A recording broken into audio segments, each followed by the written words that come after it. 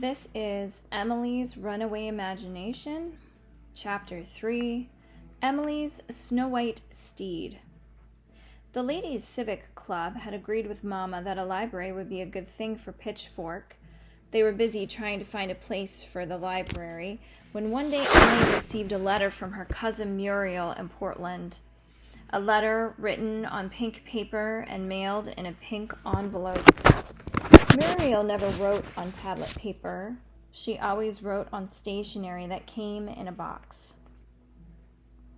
Emily sat at the kitchen table reading the letter while Mama thumbed through the new Ladies' Home Journal, which Daddy had brought from the post office with the morning mail. The letter read, "Dear Emily, Mama says we're coming out to Pitchfork for Decoration Day. Saturday I went to the library. I got Black Beauty again. I wish we had a horse. You are lucky. On Decoration Day, I would like to ride a horse on your farm. Yours truly, Muriel." Well, this was news. Here Emily thought Muriel was lucky because she could go to the library, because her father owned an automobile, a Maxwell. But no, now it was Emily who was lucky, because she had horses. That owning a horse was particularly fortunate had never occurred to Emily because everyone who owned a farm owned a horse or two, and many people who lived out in the country still came to town in buggies pulled by horses. Every day a horse-drawn hack from the livery stable drove to the depot to bring train passengers back to Main Street. Pitchfork was not, as some people said, a one-horse town. Emily was much prouder of the Bartlett's tractor, which had its name, Big Mogul, painted on its sides, than she was of Pick and Lady, the horses. Sometimes she rode one of the horses around bareback, but she had never thought much about it one way or another. Riding Big Mogul with Daddy at the throttle was much more exciting, even more exciting than riding in an automobile. And Emily dearly loved to ride in an automobile. When Emily got to ride the merry-go-round at the state fair, she never chose to ride on anything as ordinary as a horse. For her first ride, she always chose a lion. Riding up and down and round on a lion while the calliope played was exciting. If she was lucky enough to have a second ride, she chose the rooster, because riding a rooster was funny. There was nothing exciting or funny about riding an ordinary, everyday horse. A fly buzzed over the oilcloth on the kitchen table. Mama dropped the journal and picked up the fly swatter. "That pesky fly," she said. Mama was death on flies. "There," she said when she had disposed of the fly. "What does Muriel say?" "They're coming here for Decoration Day," answered Emily, although this was hardly news. Both the city Bartletts and the country Bartletts, like other Pitchfork families, always got together on the 30th of May for a trip to the Mountain Rest Cemetery. There they pulled weeds and raked leaves and left the graves of their pioneer ancestors tidy for another year. It was an occasion Emily always enjoyed, but now she wondered if she was going to get to enjoy it this year. "Muriel says she wants to ride a horse when she comes out here. She has been reading Black Beauty again." "That's nice," said Mama absently, because she was studying the latest styles from back east. Then she looked up from her magazine. "I hope she won't be disappointed because we have plow horses instead of saddle horses." Emily had not thought of this.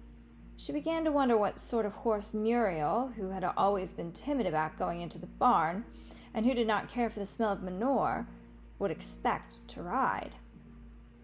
A beautiful black horse, obviously, from the title of the book she had read.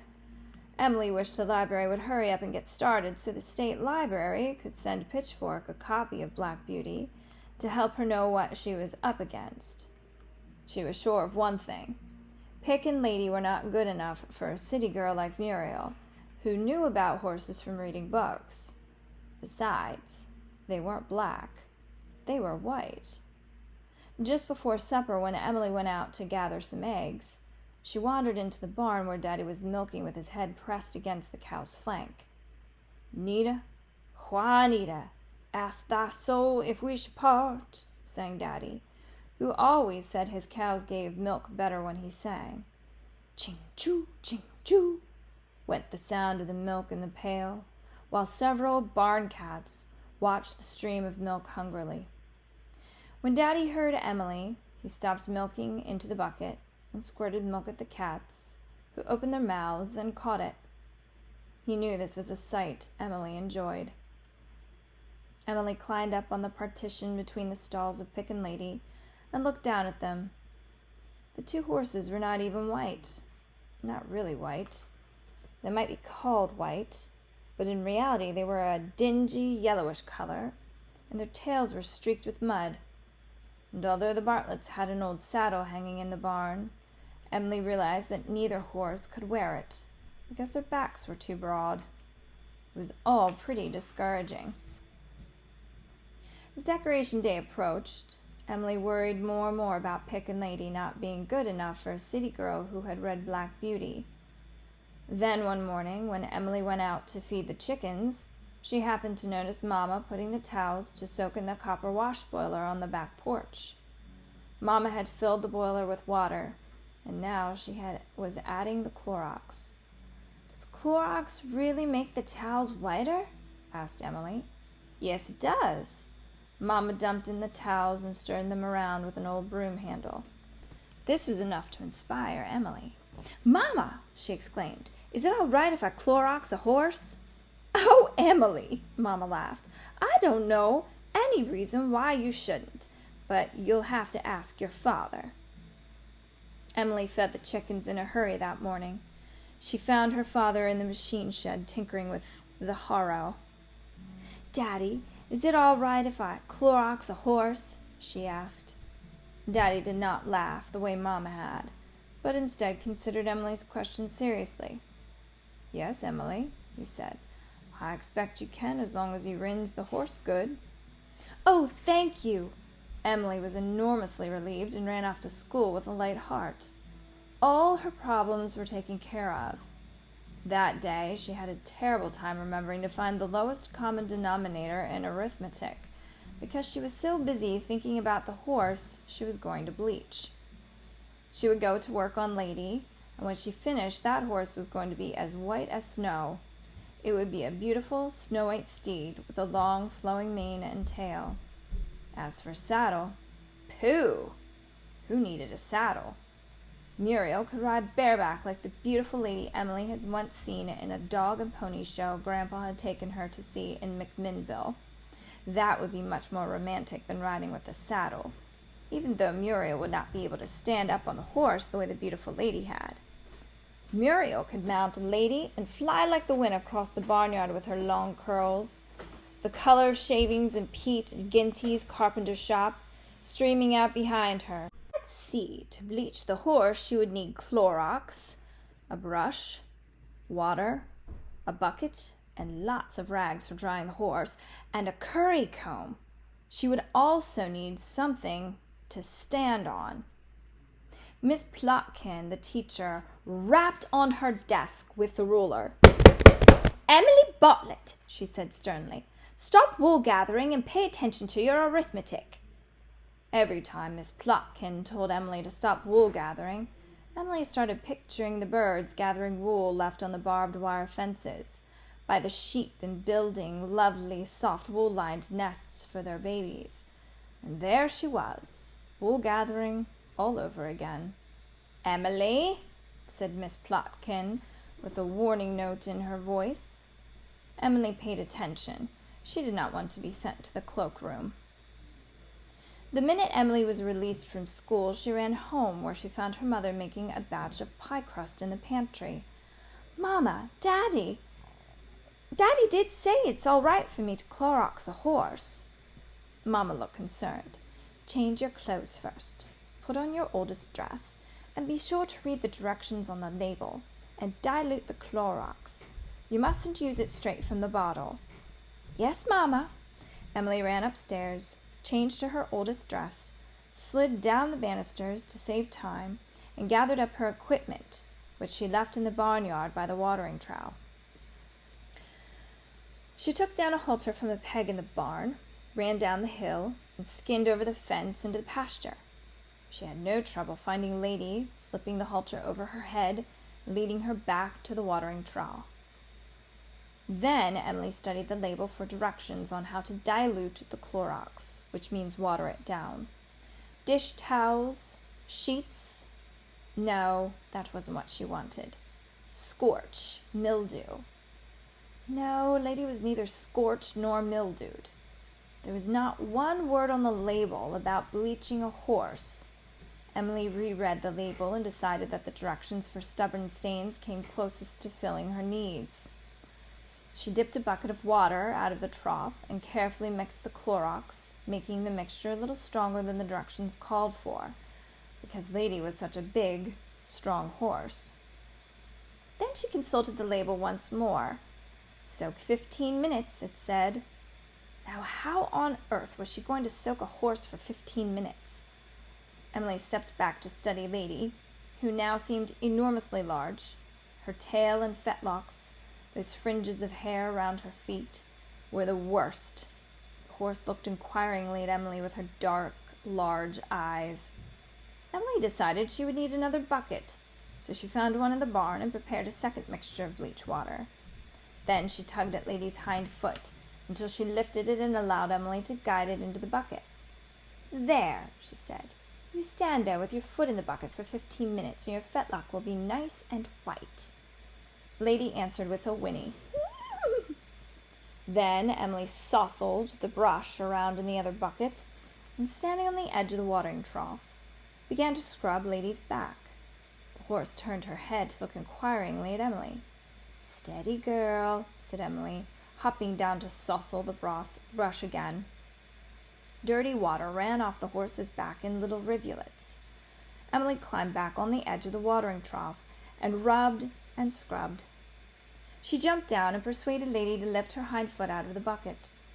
The fetlock really did come out white. She lugged the bucket around to the other hind foot, which she grasped and lifted as hard as she could. It took Lady quite a while to decide she wanted to lift that foot and step into the bucket, but she finally gave in. Lady was a very patient horse. Emily went on scrubbing and rubbing, rinsing and drying. She did not enjoy the smell of wet horse and Clorox, but she kept on working. The skin on her hands began to feel like crepe from being in the water so long. Then Lady stamped her foot and kicked over the bucket.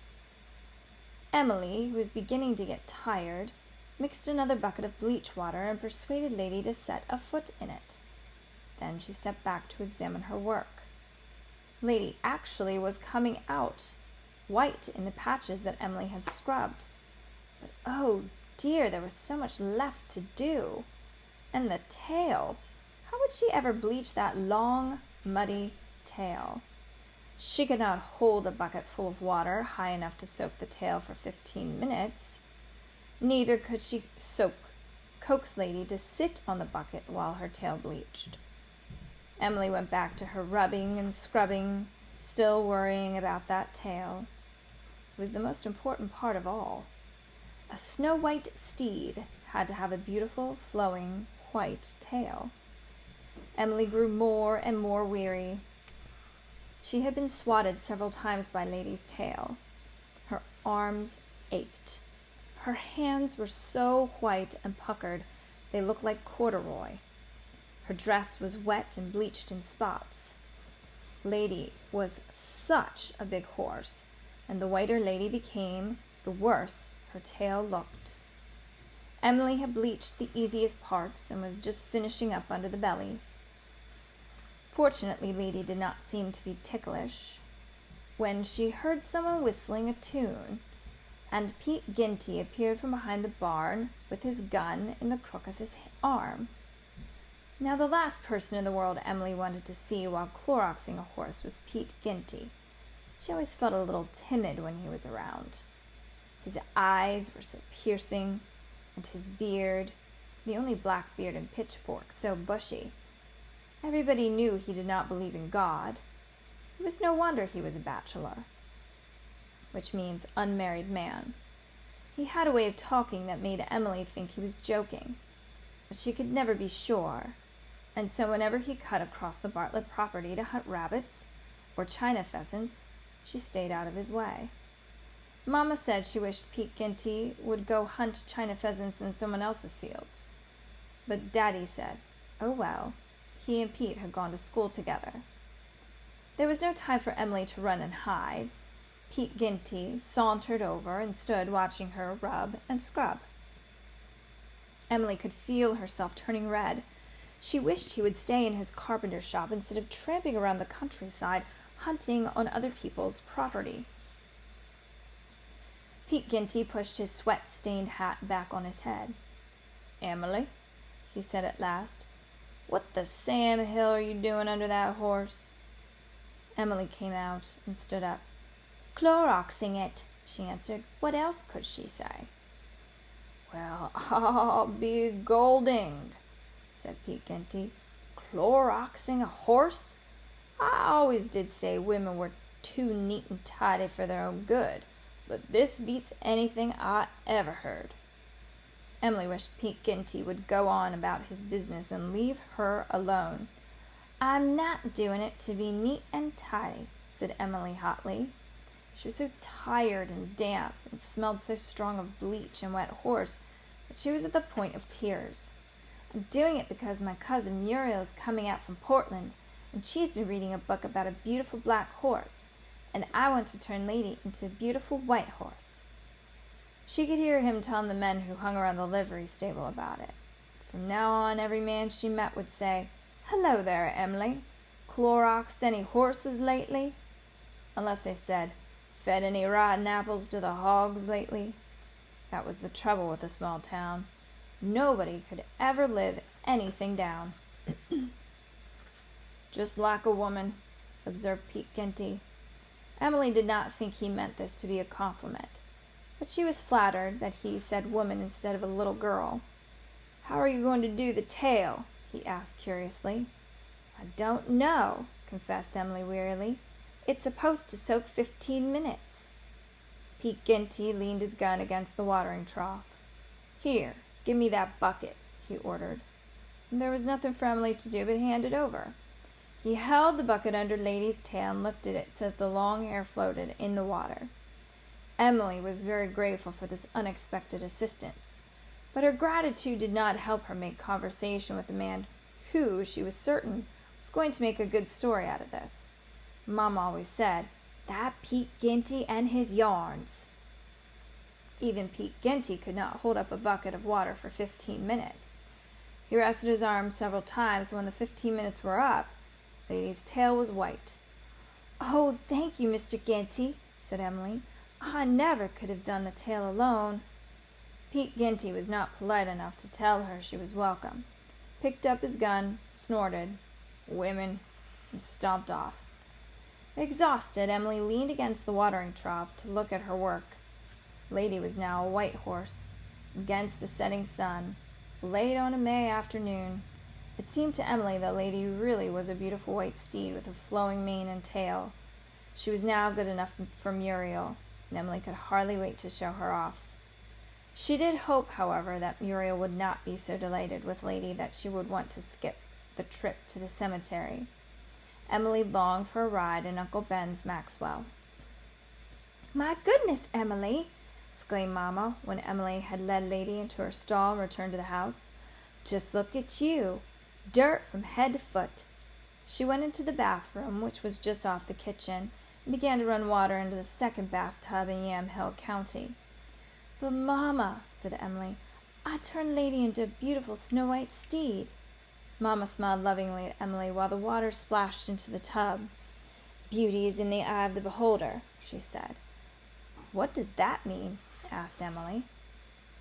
It means that the beauty is in your mind, answered Mamma with a smile, rather than in what you see. The funny things grown-ups said. The next morning was a busy one. After breakfast, Emily plucked the pin feathers out of the chickens Mamma was going to fry for dinner. Then she helped gather lilacs to take to the cemetery to put on the graves of the pioneer ancestors. It was such a beautiful day for a trip out in the country, where the orchards in bloom would be as lovely as the bolts availing in Grandma's millinery store. When at last Mamma had no more chores for her, Emily picked trailing vines of wild sweet peas that bloomed beside the privet hedge. How beautiful the soft green leaves and purply red blossoms would look around the neck of a snow-white steed. When Emily entered the barn, Lady nickered softly. Emily patted her flank and persuaded her to back out of her stall to be admired in the sunlight by the door. Emily twined the sweet peas into a garland around her neck and stood back to admire Lady. But, in the morning sunlight, golden with dancing motes, Emily's horse was no longer a steed. She was not even snow-white.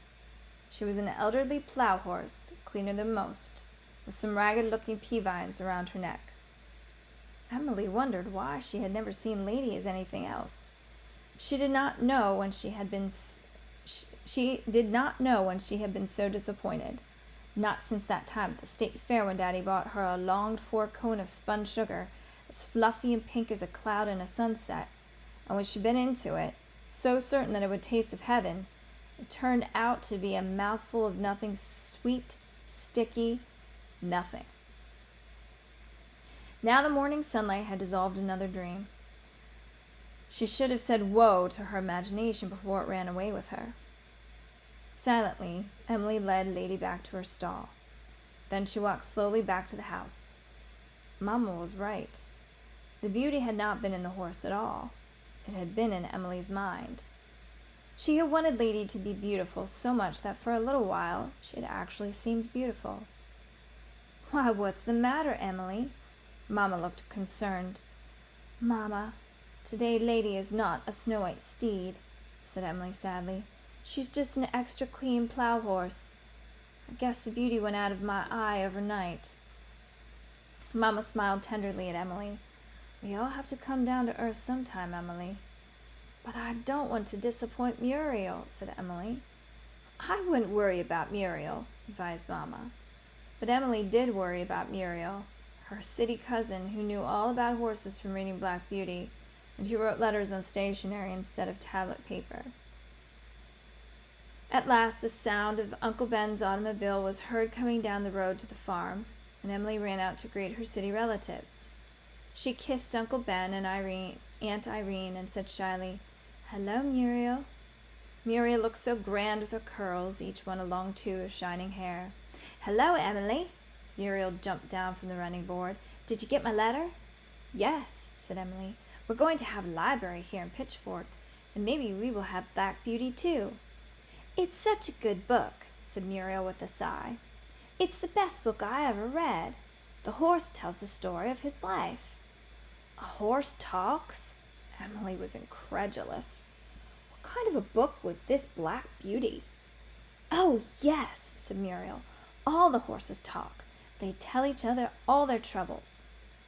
Emily simply could not imagine what this book was like. The way Muriel spoke, the horses sounded as chatty as the ladies of Pitchfork. Mamma came running out to greet the city relatives.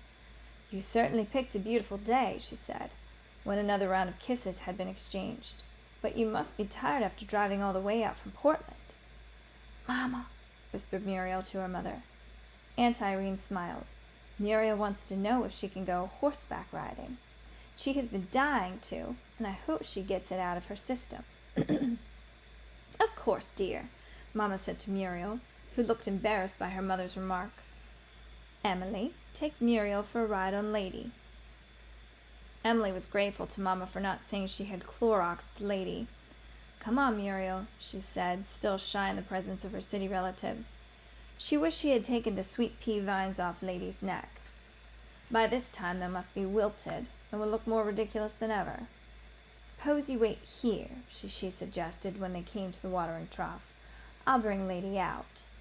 She ran into the barn, where she discovered Lady had nibbled at the pea vines until only a few blossoms were left on the floor of the stall. As she led Lady down the ramp from the barn, she was about to say apologetically, "She's just an old plough horse," when she happened to glance at Muriel's face. "A white horse!" exclaimed Muriel, her face alight with admiration. "That's even better than a black horse." Well, Emily was encouraged. Why bother to tell Muriel that Lady was just an old plough horse? Mamma was right. Beauty was in the eye of the beholder. There it was, shining out of Muriel's eye, as plain could be. Lady tossed her head and whinnied, looking frightened. Muriel drew back, encouraging Emily even more. Muriel not only couldn't tell a plough horse when she saw one, she was also scared of it. "Easy there, girl," Emily said to Lady with mounting confidence. "Muriel, if you just climb up on the edge of the watering trough, you can mount Lady." Shouldn't the horse have a saddle?" Muriel asked. "I never used one," answered Emily, and noted that her cousin was impressed. Her spirits rose even higher as she persuaded Lady to stand beside the watering trough. "Climb on," she said to her cousin. It won't run away or anything?" Muriel asked timidly. "In Black Beauty, horses sometimes ran away." "I don't think so," answered Emily truthfully. "Well, here goes." Muriel grasped Lady's mane, threw her leg over the horse's broad back. Her bloomers showed, but it did not matter. There were no boys around. I didn't know a horse was so slippery." Emily began to lead Lady around the barnyard. The horse plodded patiently along. Muriel kept both hands tightly clutched on the mane. She managed to look both delighted and terrified at the same time. Lady switched her tail and flicked Muriel's leg. "Emily!" cried Muriel in fright. "It's all right," Emily assured her. "She's just brushing off a fly."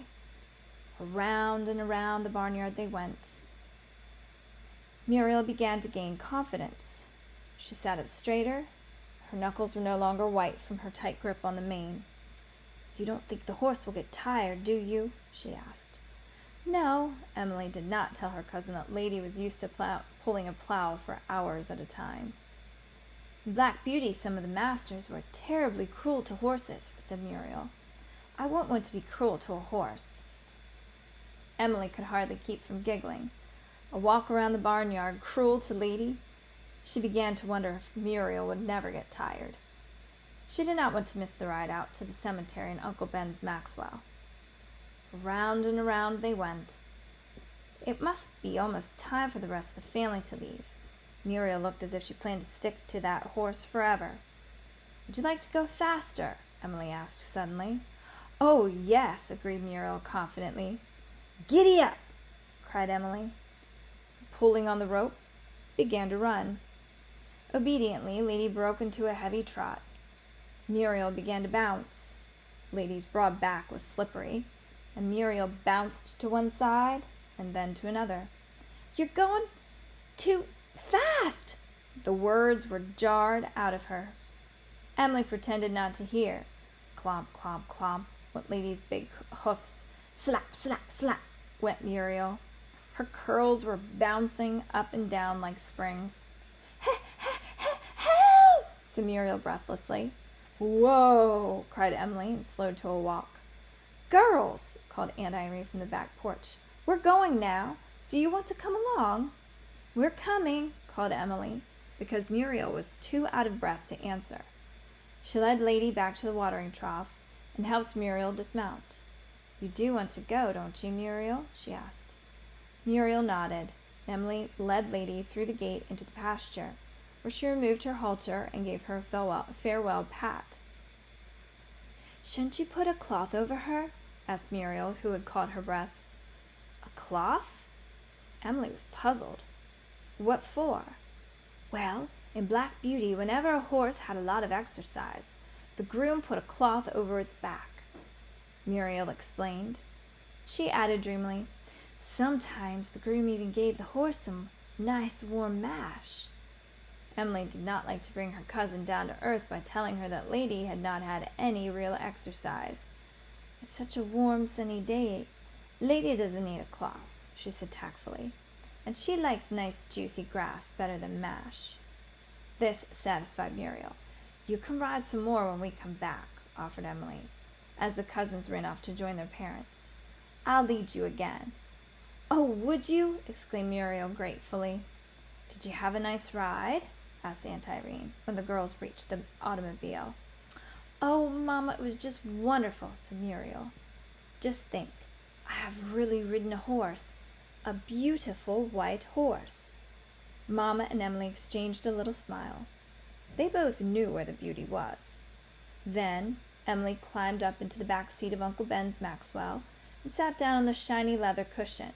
She admired the little vases for flowers and the plaid auto robe hanging on the back of the front seat. She gave a little bounce and discovered that the cushion was springy, which pleased her very much. The road out to the cemetery was good and bumpy. And that's the end of chapter 3.